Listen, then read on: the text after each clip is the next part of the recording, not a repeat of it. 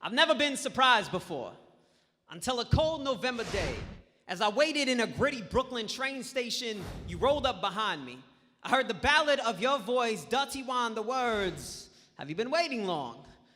I froze as if 30,000 people at a sold-out Madison Square Garden were screaming my name. I turned around to see your perfect skyline smile, accompanied by your gunshot-pierced dimples. Your presence alone can change nations. As we blossomed out of the train station and into the attitude of a New York winter on our way to juniors, I saw that your walk has its own dialect. So let my lips be Rosetta Stone to translate the language of your curves. Let my whispers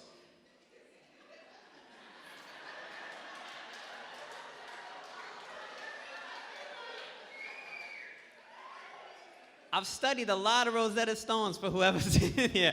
Whatever languages y'all speak. All right, I'll rewind that then. Someone said it. I was like, I got thrown out. Yo, y'all threw me the fuck off. I was like, damn it. Woo! Okay. On our way to juniors, I saw that your walk has its own dialect, so let my lips be Rosetta Stone to translate the language of your curves. Let my whispers unfold into your skin, get trapped in the quicksand of your thighs. Let my hands surrender to your body.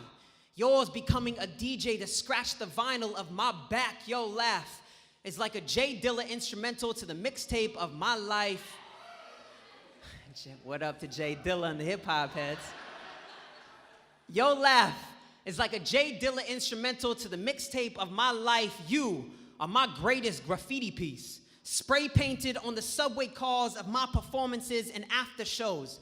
I watch women try to pickpocket what they feel are similarities out of these poems to dress themselves in hopes to con their way into a screen print of you. But you were already a masterpiece when I found you. I just turned my poems into an open gallery for you.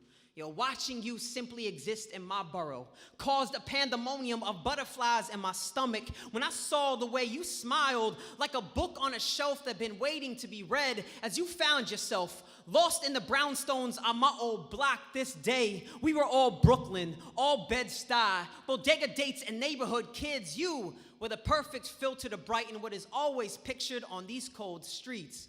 As we double-dutched our way through all the corners that are filled with stories of my life, you saw past the robberies and the weed smoke, my Hennessy-stained lips when you told me that you wanted to move to Brooklyn, that you felt like this is where your heart is, and at times, I know your heart is full of riots, but in the neighborhood where I'm from, a riot with you would look like an explosion of sunflowers set to the backdrop of an Ethiopian sunrise. For a moment, I had trouble finding the difference between fantasy and what's real, and then I knew I did my job.